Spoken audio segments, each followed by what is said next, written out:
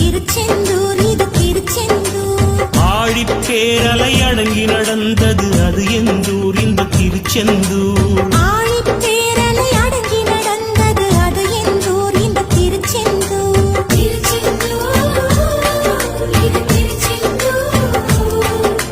திருச்செந்தூர் இது திருச்செந்தூர். நீலக்கடல் அலைகள் நிரம்பத்தாலாற்றும் திருச்செந்தூர் இது திருச்செந்தூர்.